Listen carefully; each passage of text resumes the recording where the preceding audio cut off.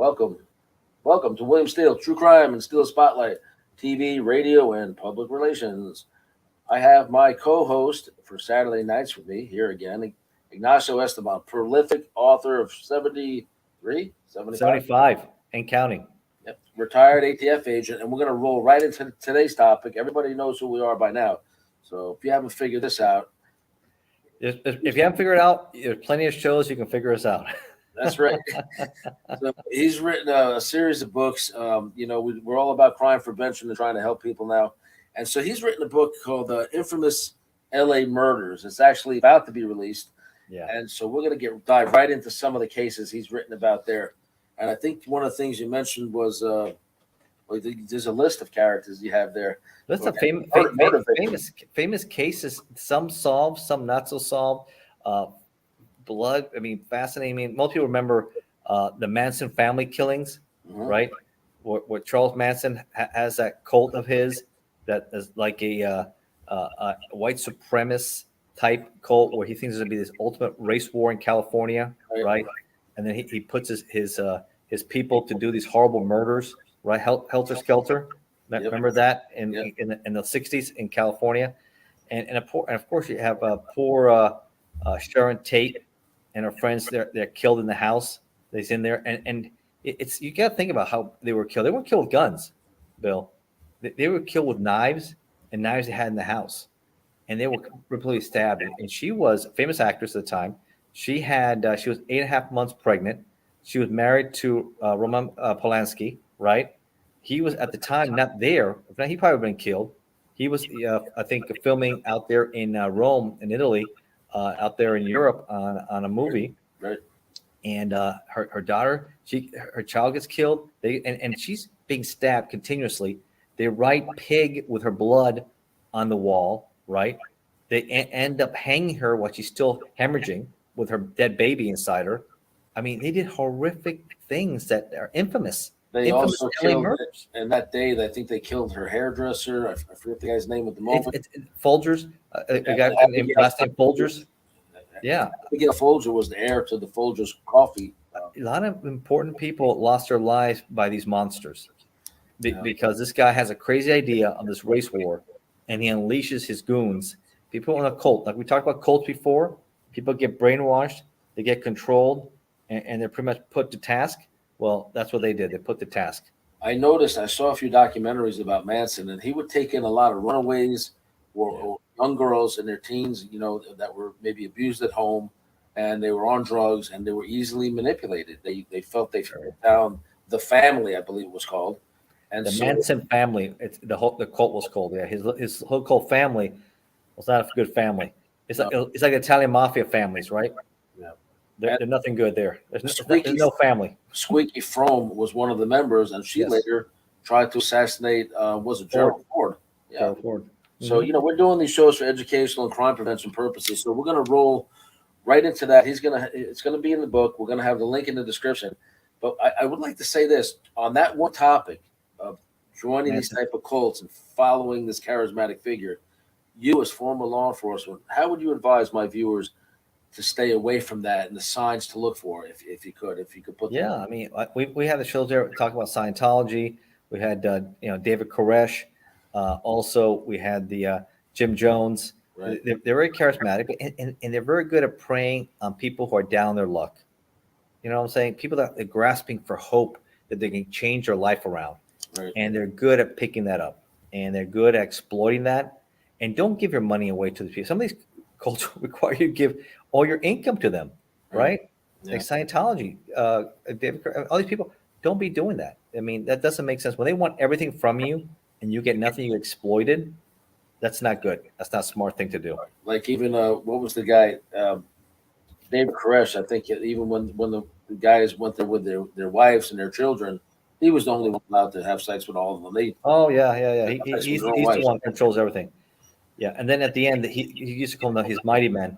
And then when ATF, he knew the ATF was coming, he has them armed with automatic weapons and open fire at federal agents to kill. And then at the end, after a 51-day standoff, he then has he doesn't let the children go out. He sets the fire, and they all perish because of his madness.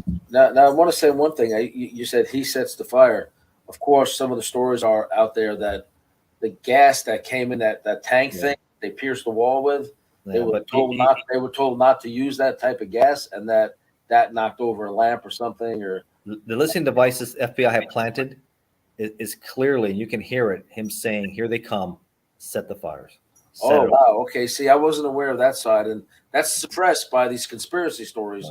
Because then you hear the conspiracy stuff. Well, they use the gas. Janet Reno this and Janet Reno that, ATF this, ATF. Well, no, I think the FBI is the one that went in and pierced the wall. And then it's our warrant. Our agents were killed. Right. 4 agents were murdered. Right. SWAT members going in there. I know agents that were there, and I had talked to them. I know one agent that I talked to, and he was at the doorway, and he spent the hours right next to the doorway on the floor, covered, and hoping that he wasn't going to get blasted. Imagine going through that and seeing federal agents being killed. Right. That's horrible. It's a little bit unrelated to that, but I remember in Miami in the 80s, I'm not sure what year you were born, but in the 80s, remember the guys that were robbing the armored trucks in South Miami? They were outfitted for war. They go right in and kill the drivers of the armored trucks or go into the banks. And it ended after there was a task force in the street for days of FBI agents, where back in the day they were carrying their little 38s, but these guys had weapons of war, and they had a gun battle with the FBI agents in the street, and ended up, I think, killing 1 or 2 of the FBI agents.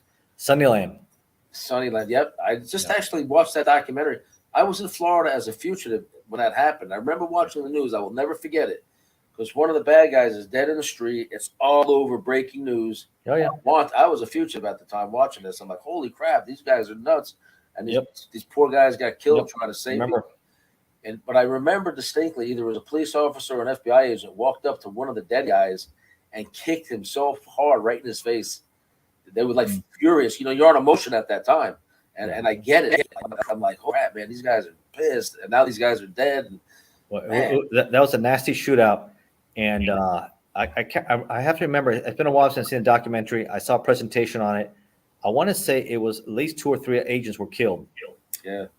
But recently, when we talked about one of the other shows in Pembroke Pines, 2 FBI agents were killed, executing a warrant for kiddie porn in a house out there, and a guy opened up on them, and the SWAT team had to come in, and other agents were hurt too. So Florida, like I said, it's very hot, very dangerous, and all kinds of cases will get you killed. I'll tell you what, there's one of the FBI agents who was shot, I think, in the hand, and pretty badly shot more than once during Sunnyland shootout. Yeah. He later, and you probably know this because you were Miami ATF, he became a Broward County prosecutor investigator, the state attorney's office investigator, one of the top investigators. Because when I was in jail there, I would see his name on different people's paperwork, and I'm like, holy crap, he used to be an FBI agent who got shot in Miami. And he went on to work for the state attorney's office in Broward. I forget his name, but yeah, it seems like you're a little off, Bill. Your lips are moving. Hello. Yeah, it's a little off. Oh no! Can you hear me now? I can hear you. It's not. Your lips aren't coordinating with your voice. All right, how's it doing now? It's a little off. You can see mine is fine. Okay. Just write this down so you edit this part out. Yeah, if it's not working, that's what we'll do. You're a little better now. All right. So let's move into another case of Los Angeles killing that's going to be in this book. Yeah. So and I want to finish a little point there with the Manson killings. So you notice that they didn't use guns. They were using mostly knives, right? And they went on the sparing. It wasn't just Sharon Tate in that house. The following day they had killed before, and the next day they go to this other rich couple's house, and they also commit horrible. But what are they using? Either they bring their knives, or they bring knives they had in the kitchen area of the family. Now, are you going to ban knives? Right? Okay, you have people who use guns, right? But people commit atrocities using knives all the time. And do we ban knives? No. People use all kinds of weapons. They use box trucks. Remember, they used to run people over using box trucks. Are you gonna ban box trucks? It's just ridiculous. Interesting coming from an ATF agent, because you hear these crazy politicians saying, no guns, no guns. It's not the guns; it's the people that are unstable doing this. Yeah. So, did you see that I think it was Nordstrom in LA? when the masses came inside to rob everything, it was insane. Have you seen that video? Yep. A flash robbery. They come in there, all that in there. If these guys are armed. If you were to challenge them, they'll be armed. They There's said no this doubt. last time they went in with bear spray, and if they were confronted by employees or security, they hit them with bear spray. Now, if you coordinate that on the internet, can't the feds get in there and make a racketeering case out of this? Because now you're an organizer of a massive robbery, essentially. Those images are shocking around the world. Instead of giving them, a slap on the wrist, $100 fine, now it becomes racketeering. You can give them 20 because it's you created a mob to go rob somebody. I know in Florida, if you're a principal to an armed robbery or a home invasion, that could be a life sentence. The guy who organizes it could be life sentence. Especially if you have a good criminal history, you're armed in the conspiracy and what's going on. It's enormous, but that is disgraceful, Bill. This is becoming a huge trend in our country to see stuff. The world's watching that and they're saying, what is going on? Nordstrom, big store, LA, unacceptable. New York had the same thing right after during during COVID. They were having the same thing going on. And people were like, let them, we have insurance. It's no big deal. Let them go. No, it's a problem. No, all these stores, these Democrat-controlled cities are completely out of control. How about if your family's there, right, Bill? And all of a sudden this happens and it gets out of control. And they just say, oh, let them go, and they get hurt or something worse happens. Didn't they say the guy who founded PayPal, he moved out of San Francisco because of the violence to Florida, to Miami. A few months ago, he went back to visit. He was murdered on the street. I saw that, yes. But there's something else going there. I heard there was something else behind that one. That could be something else we can dig into next time. We can do some more research on the murder of the guy from PayPal. Right. Talk about infamous murders. That would be one. But for California, maybe we do one. California has plenty for sure. And we've talked about some of them from D'Angelo and Ramirez, the serial killers, and that's on my book, Psycho Killers. So if you're interested in California killings, especially LA, and Ramirez is definitely one of them. I mean, that's one we can also talk about. Ramirez in the 80s. I think they called him. He is. D'Angelo was the original one because they thought they were one of the same people, and then they realized they were different guys. Ramirez stayed with that name, and they gave D'Angelo the name the Golden State Killer. They had to get creative, so they called him the Golden State Killer. To me, they're both evil, but that one guy, Ramirez, has this bushy head of hair and a crazy look about him. And I've heard he's got thousands of women writing him in jail. Yeah, that's called hybristophilia, when a woman falls in love with a violent offender and starts, falling in love with him, writing him. And these guys who kill a lot of people, they attract these women. I don't know what the hell they're thinking. Yeah, Ted Bundy was the same way. The Menendez brothers for killing their parents. That's a one we can talk a little bit about too. That's out of L.A. And I remember that trial back in the early 90s, just before OJ. This was the big trial out of L.A., right? Before the OJ Simpson. We're going to talk about both these big trials and compare the result. These two guys were convicted. OJ Simpson walked, right? But I think, and I thought the cases were strong with both these guys. But what triggered these guys to kill their loving parents, right? Who had it all in Beverly Hills, right? In that area, lots of money, very successful, who gave them everything, to come in with shotguns and blast their faces. Right. What it's crazy. I think one of the later accusations, or maybe even during trial, was, oh, they were sexually abusing us, or the father was, or something. They make up these stories to try to justify what they did for greed. It's sad. It's just. I think it was greed. I think they were trying to steal the money at the end, and they're justifying making something up, and they want to kill their own parents. Why? Did they have drug addiction? Did they have something else they want to do? I mean, I don't know. And yes, they had a huge following. I think they both got married because they had people that want to marry them in prison too. Our friend Bill Stacks on Chatting with Stacks interviews one of the Menendez brothers from prison. Lyle. Cell phone. Yeah. I don't know. And I remember I said, well, that's an interesting interview. Did he have a phone there? He goes, I don't know. Yeah, I know if that was Florida, that inmate would have been locked down for a long time. I guess California is like, okay, so you have a phone. And you're doing shows? What the heck, man? You're on. It's a crazy world we live in. Inmates get contraband phones, and they're doing shows around the world, and people still seeing them. So I don't know about that. I think it has to be a little bit. That shows you how messed. I wrote a book about that, prison gang killers, how easy it is to get contraband. You lived it, Bill. How easy it is to get contraband in these facilities. It is a joke. Yep. And corruption is bad. I hate to say it, Ignacio, because you were background in law enforcement, but most of those phones are coming in by staff. Most of the dope, the Suboxone strips is a big one. When I left, they were getting Suboxone. They call them strips. They're like, I guess they're like a heroin or something. I'd always know when the guys were using the Suboxone strips because they'd spend all their day full of energy cleaning their cell about 100 times, and I'm like, you're high as a kite. I'm out of here. And then when it goes dry and they haven't had any on the compound for a few days, you see them in bed, miserable, throwing up, sweating. What's wrong? Go through withdrawal. You haven't seen your favorite officer today? Oh man. Yeah, I read in that book also. I talk about some of the corruption. You're right. I do mention that, and sometimes it goes all the way to the warden. Yeah, it gets that bad, and some of them are even having sex with female inmates, and they're pregnant, having their babies. yeah. It's unbelievable the stuff that's going on that's not acceptable. But you know what? Again, if you don't have a good moral compass in life, that stuff is going to happen to you, Bill. It's anything's possible. Anything.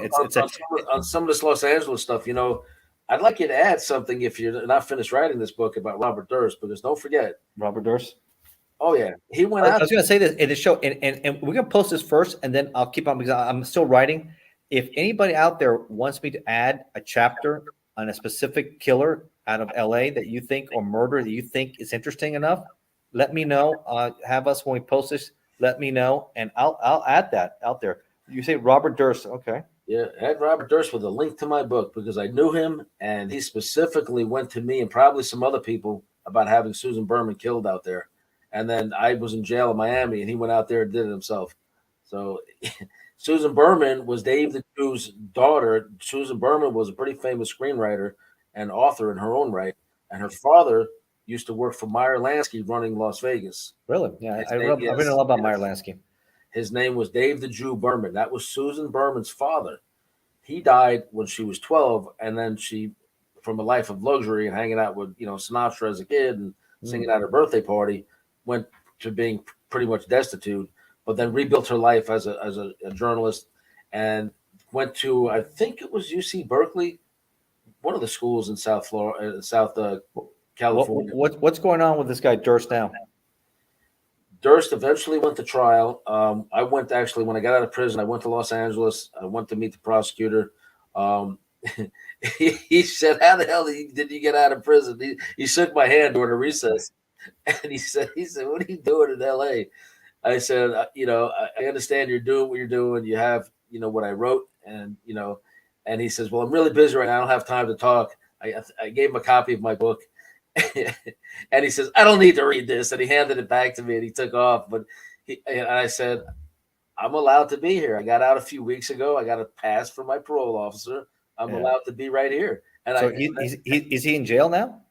No, he actually got convicted of murdering Susan, okay. A mutual friend of ours. He introduced me to her actually on the same day as when we met. And he got convicted, a mandatory life sentence. He had COVID. So they did not bring him into the courtroom for sentencing, and he died a few days later after sentencing. Oh wow! So he died a couple of years ago?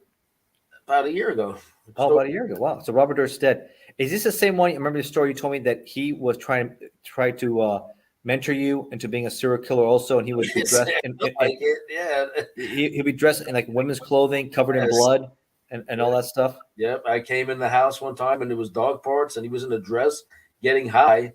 And I pulled a gun on him, and like, "Hey, who did you kill in my house?" It turned out it was a dog, and all of his dogs. He killed dogs? Yeah, he killed all. Well, it's alleged that he killed all of his dogs. I know he killed one in my house, that's for sure, in my apartment, and that's illegal too, by the way. Right. So animal cruelty. They were all called Igor, and interestingly, that's what he named all his dogs, Igor. Igor. Huh. Interestingly, there seems to be something with serial killers that they have common traits. What is it called? The McDonald Triangle. They're all early they're bedwetters until they're teens almost. Wow. They like to torture animals when they're kids. That's like Dahmer. Yeah, he likes that. Something called the McDonald Triangle, and it has the factors that all these serial killers seem to exhibit when they're younger. Well, and other more sexually abused, or they were abused, or Yeah. they're mistreated. They were loners. They had no friends, and that all and that adds to it. They were bullied. They were picked on, and it just keeps on adding, and then they snap and they become these monsters. The excuses that they were giving about Durst was that he had Asperger's, and which I'm not sure what that is. I think it's a form of autism. Right. That he had Asperger's and he was very inappropriate. Like he'd have board meetings. His family's worth billions of dollars. They control the World Trade Center complex in New York. They control, they manage all this property. They own all this property. Extremely wealthy. There's allegations. I'm not saying that it's factual, but that they paid off many people and prosecutors along the way donations to see that he was never prosecuted for killing his wife in Westchester County, New York. And I think even Janine Pirro was thrown under the bus, and she had a chance to prosecute him, and she didn't do it. And how many do you think he's killed? I would guess at least that, to my knowledge, not provable, but probably 10 people or more. 10 people. Some appear serial killers though, and I don't know, would you classify serial killer? There has to be some of these guys don't have motives other than they enjoy killing. Yeah. Did he have a motive? You think? He killed witnesses against him. So he had a motive. Was his alibi witness because she made a call to the dean of the Albert Einstein School of Medicine claiming to be Kathy after Kathy was murdered and said, "I can't come in for my test today. I'm home sick." That's interesting. She was already murdered by at that point. So what he did, he reported Kathy missing in Manhattan, not in Westchester County. So they were spinning their wheels looking for this wealthy woman body or missing woman in Manhattan when he had murdered her all along in another county. Yeah, some people think because you have money, you're rich, you have no problems.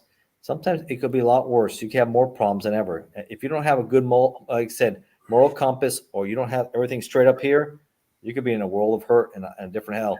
And that's the same one with the cherries. That he said the cherries were the best part. Yeah. That's in the book. Yeah, with her tattoo on her privates. There's a. I'll look into him. Yeah. So Robert Durst, he's dead, but there's a lot of crazy stuff that he did in my place, and I started trying to, ease him out of there and not come. I would too. I would too, Bill. He comes in a dress covered in blood. You got to go, bro.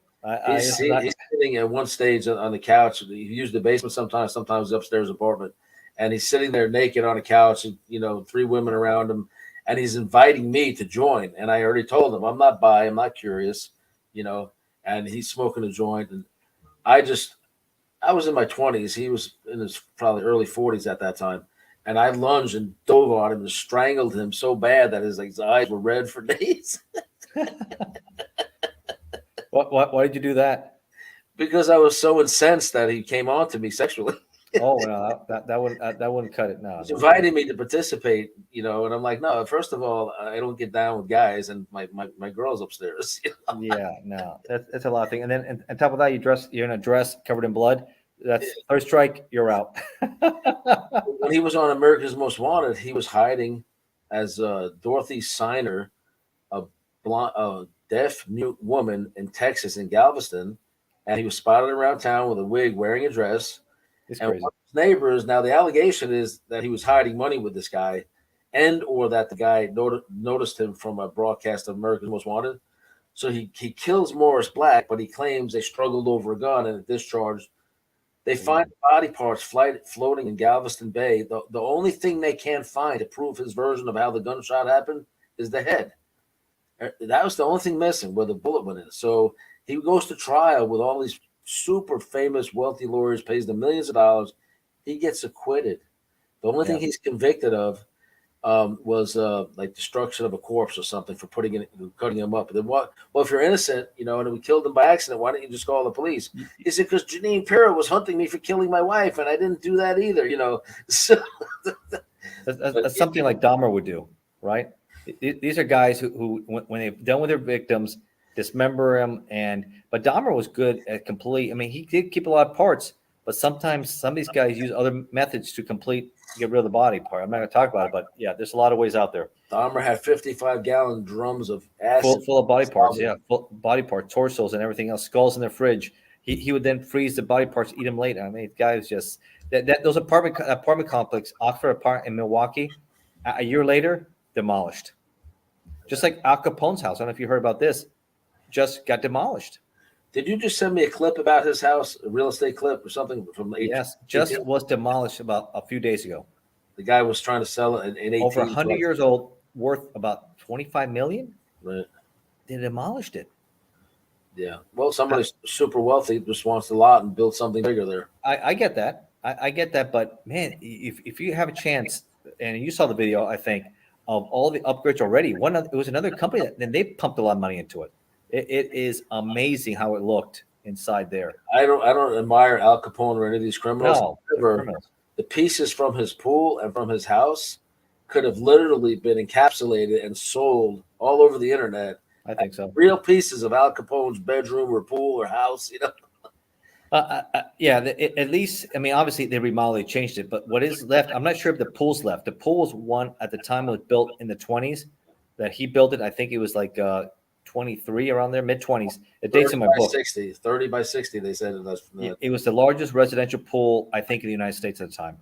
Yep. And when did they tear down that house? Because if it's the debris. A few days ago? Did you see a video? They demolished it. It was all over the news. Well, guess what? I'm supposed to go to Florida, hopefully, if I can make it this week. I'm going to go over there and get a bunch of that debris and film myself picking it up. And I'm going to put it on the internet as real pieces of Capone's house. It's if you can, it's on Palm Island. And I think you have to get a ferry to get there. So I'm not sure if you'll be able to get out there or not. Oh, that's a good point. Yeah. I have a habit of being able to get into any place I want one way or the other. But I'm not trying to get arrested, especially in Florida. Oh, my God. Yeah, you don't want to do that. You don't want to do that, Bill. Florida has been not too good to you. No. And they have that it's like a 3 strikes there almost. So. Yeah. Here's another interesting LA murder which caught my attention. And I'll give a shout out to Hollywood Wade, good old Chip. We did a show. We do also a show called Behind the Serial Killer, and we just started doing that. Entertainment. Yeah, and Crime Entertainment. We did Albert Fish. We might do Richard Ramirez, and he mentioned the Wonderland murders. And I didn't know that much about it. I'm not sure how much you know about it. You remember John Holmes, the famous legendary porn star from the 70s and 80s? Yeah. He was involved in this whole debacle here. Val Kilmer in the movie Wonderland. If you haven't seen it, excellent movie. I saw it first time about a week ago. I think it's on Star Stream, but you can find it other places. Plays John Holmes, and he does an unbelievable role there. And this is documentaries and stuff. You can read a lot about it and other books. So I'm going to have a chapter on this guy. And this guy, Eddie Nash, unbelievable story. That's not his real name. Eddie Nash, at the end, he ends up getting convicted for all this, but it takes years. He doesn't do much time. Eddie Nash is a Palestinian immigrant that comes to the United States. He sets up a hot dog stand in Hollywood Boulevard and explodes and literally gets involved in the drug business. And he changes his name. That's not his real name. And he becomes known as Eddie Nash, right? And I guess Holmes used to get a lot of drugs from him, a lot of parties.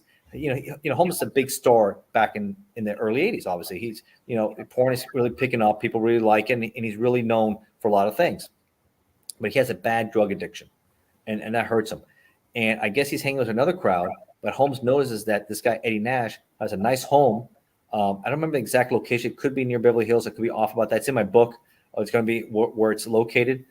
Tends to stash a lot of like his cocaine, right? And his proceeds in a safe in the floor. Holmes picks up on that. Right. He hangs out with his other guys, which are prevalent to home invasions, drug stash houses. Sounds like a hideout operation there. Yeah. He leaks it, but this is horrible. This is horrible what happens here. Horrible. He leaks it to them. They go in and they rip him off, right? They pick it right time. The only thing they ask him to do is when you leave, getting your coat, leave the back door unlocked. But he walks around the house. So he left the back door unlocked. He tells me, hey, I just left the door unlocked. All his stuff there. They should be sleeping at XY time. They've been, partying all night. So they come in, they go in there, they tie him up, they get to the safe, they get all the coke, all the money, all the guns. Everything they were looking for is a huge rip, huge success. This is where it gets interesting, this whole story with the Wonderland murders. Because this crew lives on Wonderland, right? They have the address. This is why they call the Wonderland murders. But the problem with these guys, they're not professionals. They run their mouths a lot. They're boasting. They ripped off Eddie Nash, who's a big time drug dealer. Mm. Now, the problem is these guys, allegedly, according to what I'm reading, really doesn't give Holmes his portion that he deserves from the lick. right, from the robbery. So they're bragging about it and they're screwing over their source of information. Right. And they didn't pay him what it's supposed to, allegedly. Now, this is where people don't know. Some people say he claims in trial that he was extorted. They forced him when Eddie Nash's crew came about. They got him, and they said, "Hey, at gunpoint, you tell us who, or we're going to go after your family," allegedly. Or did he say, "Hey, they ripped me off. It was a mess up, and I'll tell you where they're at." This is what is not clear what really happened, and it's, to me, I was trying to figure out, there was two theories out there. Did he get upset that he didn't get his first there because they said, "Oh, you didn't come with us"? But no, I mean, obviously he can't. He didn't want to do that. Or, what happened there? When they did the home invasion, the people were home sleeping and held at gunpoint, or they were sleeping and they did it quietly. Well, according to the movie and research, they know they held these guys at gunpoint. They tied them up. It was a straight up home invasion. Yeah, they tied these guys up. Eddie Nash was allegedly in the movie was very upset. So he allegedly gets a hold of Holmes, who's played by Val Kilmer, and he says, "You're going to tell me where these guys are at."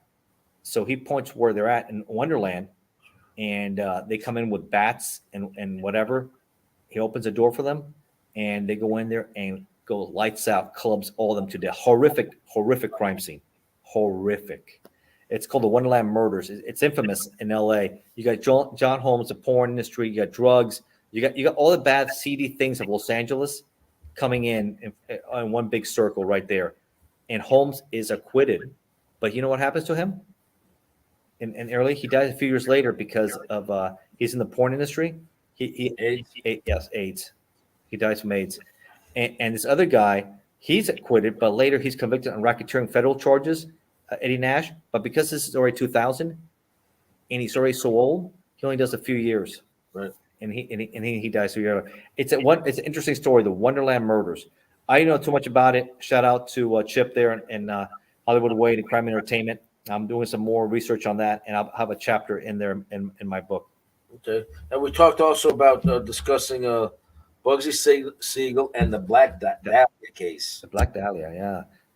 That is something. I don't know if you've seen the movie. Did you ever see the movie The Black Dahlia? Nope. Yeah, I saw some shows about it, though, where a woman went out there for a better life, or maybe to be in show business. She was found cut in half.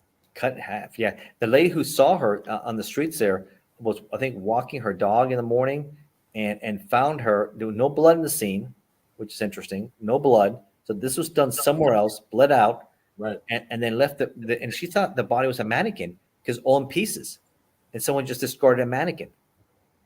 And it wasn't. It was Elizabeth Short was her name. Right. Elizabeth Short, 22 years old, was coming to Hollywood to live her dreams, and then she gets a horrific death.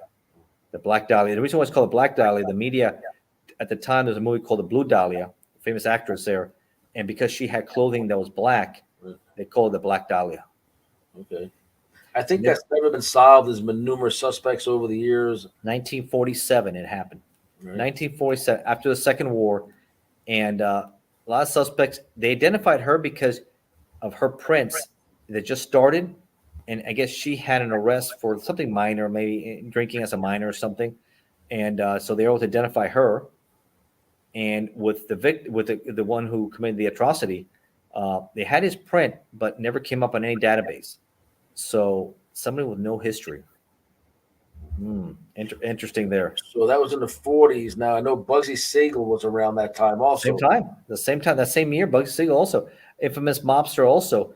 That's another two famous murders never been solved. That's obviously, I can say with my research also, that's an inside job. Bugsy Siegel, obviously famous mobster who came to L.A.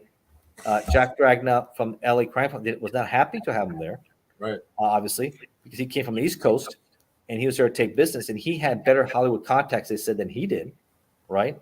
But his big mistake with Meyer Lansky was that he was draining money from the Flamingo Hotel.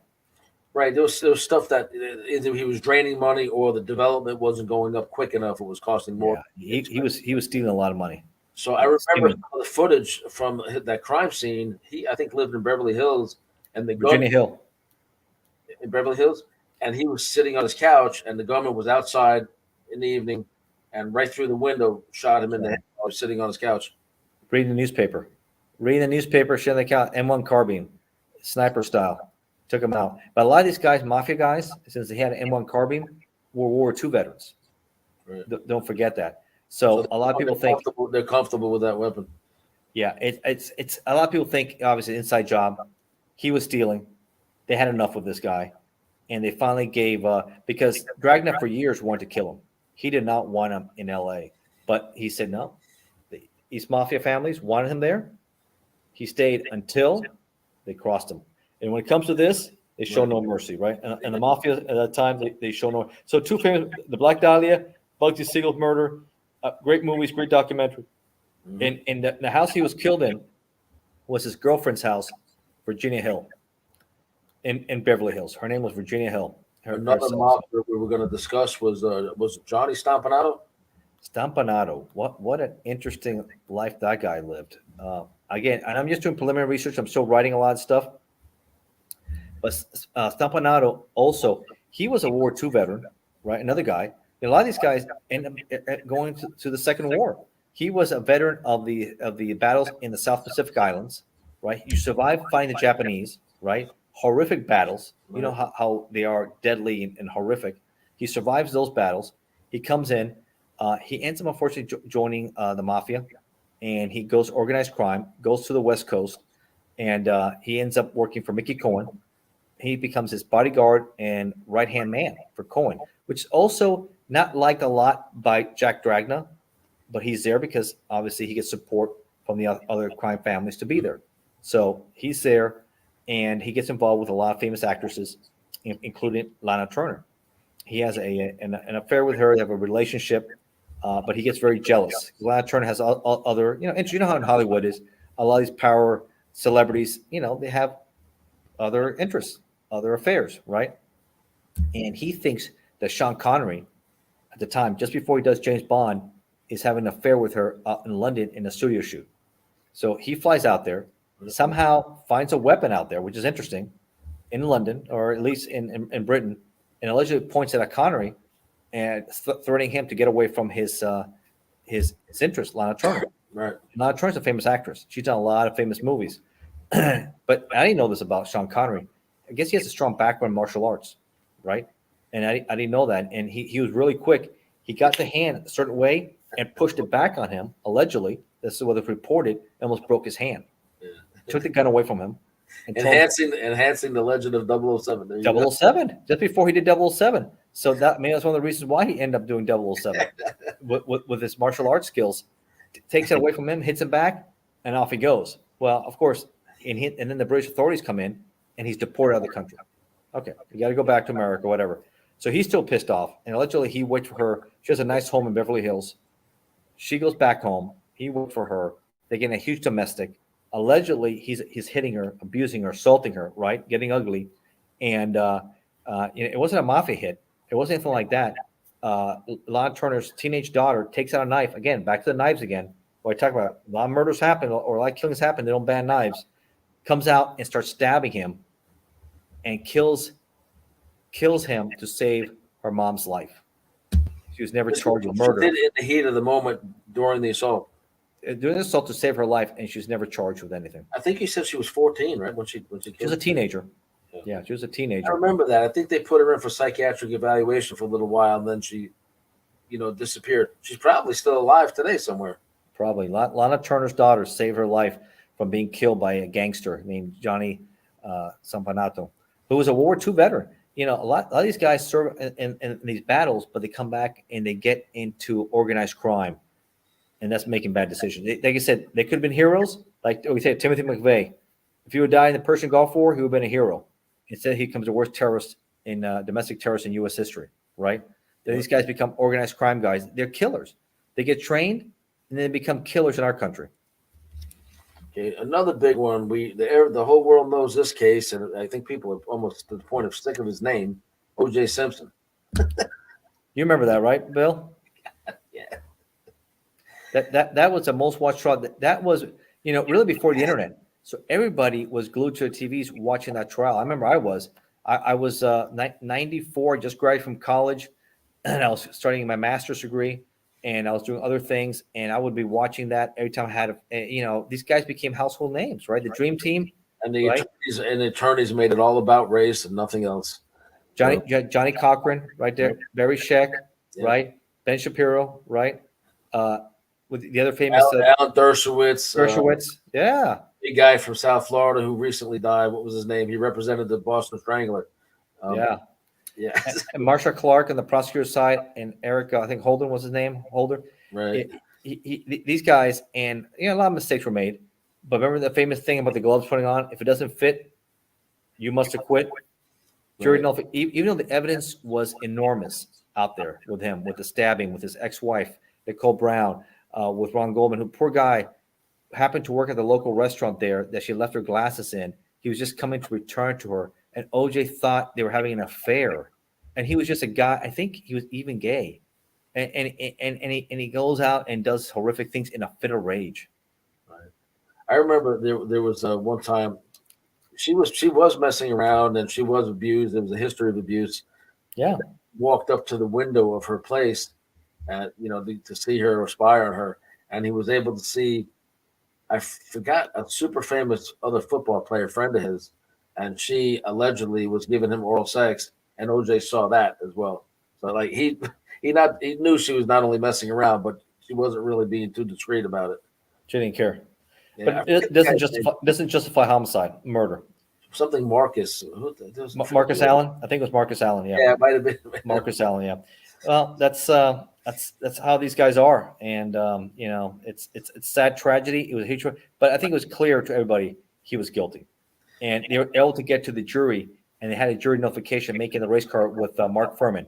Remember Mark Furman using the N word, and because he was reading a script, if I'm not mistaken, and they got him to say, "Hey, you never used the N word," but I guess he should have clarified. I never used it while I was working professionionally. Maybe I used it in a script in Hollywood. Right. So, and then they just kept on going over and over everything. I remember watching that trial almost because it was pretty, how about the slow chase in the Bronco? Was OJ going to shoot himself or not? All these police officers following him around, pursuing LA. I mean, this is the bizarreness of they turned it into a racist thing because Rodney King had happened not long before that. That's true too. LAPD was known for 92. being very brutal towards everybody, especially I guess towards blacks. Yeah. And so right away it's a racial thing. Instead of this affluent black celebrity, super famous person who rarely even hung out with his own race, they took the jury to his house to show him how he was living. The legal team now admits when they went in, they took all the photographs down with him with all these white celebrities, and anybody that he had pictures with that was black is what they hung all over the house. Because they didn't want to be like he was like sellout, for his own race, which he is. He's always been known for that. Yeah. If you want to see a funny show, look at Sacha Cohen, funny guy. He had a show on Showtime. Did you see that when he spoofed O.J. Simpson? No. He's playing. You got to look at Showtime. Sacha Cohen spoofing O.J. Simpson. He's playing this rich celebrity guy. I saw it years ago. I'm trying to think the motive of the story. Having a beautiful. He's impressed with Sasha's girlfriend though. He's really interested in his girlfriend that he has in there, and they start talking about OJ so famous. Was your nickname? Did they call you later when you were in prison the lady killer? Were you like a lady killer? And they're just like, you gotta stop. He got almost this close to talk more about it. So you got to see that. Yeah, our condolences to the Goldman family and to Nicole Brown Simpson's family. That's horrible. In light of this, my personal opinion is O.J. Simpson's a joke, and he's a hyper violent person. And there's many people on death row right now for far less evidence than they had against him.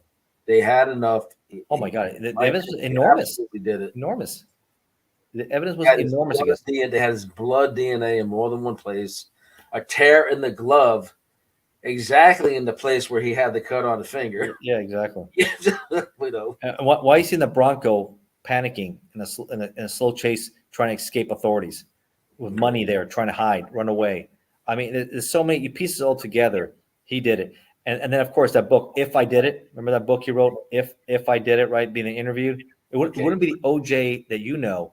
It would be like this other guy, D'Angelo. It wasn't me who did it. It was someone else inside me that did it. Right. So he did that, and I understood he set up the business with the first letters of like family members or his children, and that was discovered, by the Goldman investigators from the law firm because they got a big judgment against him, Yes. and that was actually his book. He was actually making money off the royalties. They stripped him of all that. And now it goes to the Goldmans. That's good. So, yeah, I'm going to tell you a side story to this. Now, my co-author on Sex and the Serial Killer, My Bizarre Times with Robert Durst, was Gary Greenberg. Gary's the editor of the National Enquirer to this day. He gives me so much insight to these big stories and tips, and like they can't reveal all their sources. But when it came to OJ, we did a show a few weeks ago, and we were talking about that. And he says, "Yeah, the book. If I did it, well, we had a source who was OJ's living girlfriend at the time he was drafting the manuscript, and she sold us the ability to make a copy of it, and then she had to put the original back in his study in his house while he was out of town. She got the original, gave it to one of the editors that was working with Gary. They took it to Kinko's, made the copies, gave it back to her to return. When they looked through it at the National Enquirer's headquarters, they realized it was the original with his blue notations all over it. They gave this poor girl the copy to put back in OJ's study. So now OJ goes back to this thing and knows somebody betrayed him. Like, where's my original manuscript? I said, Gary, the National Enquirer staff could have got OJ to kill another girl. Yeah, he could have gone off on some other rage or something. But he laughs about it. The editor who got possession of it and paid the girlfriend off, he's since passed away. But he was legendary in the Enquirer, and he pretty much was a colleague of Gary's. Yeah, he got away with murder with these two, but yet he got like 8-10 years in Nevada for trying to go back and get his sports Heisman Trophy and other awards back at gunpoint. And he got caught lying to the parole board. I watched his parole hearing. He said, I've got a history of violence or confrontation with people. And I'm like, you just lied to the parole board. You're not getting parole. And the next thing they did is grant him parole. They should. Yeah. He's definitely out there. And he had issues getting him out again. And I'm not sure where he's anymore. I'm not sure if he's still in Nevada or if he moved out. I know he was in Miami a little bit of time, and people will see him locally out there. And then he got caught down there, I think, for more domestic violence and for something selling cards. He used to be able to get cards to get like cable and all that. He got caught in a big sting operation involved with selling those cards back in, I think, the 90s. Listen, let's wrap this one up. We're going to get this one out on Steel Spotlight TV. Unless we miss somebody. Do we miss somebody from your list? We got quite a few things. I think we talked about a lot of things here. No, I think we're good, man. I think it's a good book. And anybody else who wants me to add somebody else like you did, you talked about Robert Durst. If any other one, let me know, and I'll take a look at them. But some of these are already pretty fascinating. I have Robert Wagner, okay? Natalie Woods, but that was really an accident, right? It was no accident. I'll tell you about that privately. Anyway, yeah, in a fit of rage, he allegedly did what he did because he was jealous. Who was the other actor in the boat? That guy, real famous guy. Yeah, there are a few good actors in there. Yeah. So yeah, if you want to cover her murder, that would be helpful. But I think it still has never been classified as a homicide. I think it's still accidental drowning. The killer's still alive. Let me put it to you that way. Yeah. That's an interesting one there. And a lot of people think also the guy who plays Superman, George Reeves, right? There was a movie about that. The Curse of Superman. Yep. You had Christopher Reeves, and then you had George Reeves. And a lot of people don't think he committed suicide. They think he was killed in his house. Possible domestic issue there. I don't know. Those are things speculated. Let me remind this audience who Natalie Wood was, because some of her stuff is very old at this point. She's a good actress. If you look at the original black and white Miracle on 34th Street, she played the little girl. Yes. That movie. She's done a lot of movies. She was very successful. Yep. And the other really big one was West Side Story. West Side Story, yeah. Yep. So she was super famous. She couldn't swim. She was terrified of the water. Horrible death. In the water. Drowning's a horrible way to die. Yep.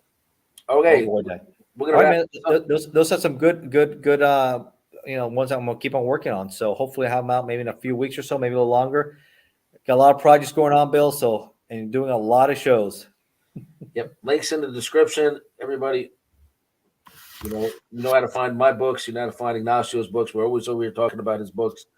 I'm going to have to play a lot of catch up here soon. I'm learning it. He's got a learning curve ahead of me, so I'm behind on the technology and on how to streamline. Yeah, you're getting there, Bill, and you're gonna have a lot of good success. You have 2 books out there. It's good to write, and those who want to write and get your books out, Kindle, Amazon is a good way to get around the gatekeepers, the publishers who only care about one thing, their bottom line. And if you're passionate about content, you want to write about it, that is a great way to get your work out there. And I encourage everyone to look Kindle, Amazon. I'm not here to promote, but it's worked for me, and I have also been. And they treat you fairly, and you get a good percentage. Absolutely. You can't beat that. We're working with a local, very prominent physician to now start putting his books up on Amazon, KDP, and all that. So if you need help doing that, you can actually contact me directly. Myself and Mary are involved with that now, but also a little further earlier in the process, like with putting the book together and the editing, our friend Laura Leone, she's all about that now. She'll help you get published. You have an interesting story, especially, if you're a woman with a story of resilience or a comeback story or even a children's book. She did good, right? Yep. She's got Star Seed Metaphysical Shop and a cosmetics firm now. And she wrote a children's book that became an international bestseller. No, so shout out to Laura. I did her show also. I think you have also. And she even took a look at my book there on my adventures in Alaska, the land of the midnight sun. And we talked about that in a previous show there. Really good one. And some of the characters I ran into before law enforcement. It's a prequel. Yep. This man actually had a life before law enforcement where he lived in Alaska, was working in a fish cannery, and I think he wanted to be a tennis pro at one point. Everything, man. I got it all going on. I've lived a rich life, Bill. All right. Ignacio, thank you again for joining us. Thank you, brother. Everybody, goodbye. We will see you again next time. And join us on Saturday nights where Ignacio and I are live. Steal the spotlight. That's right.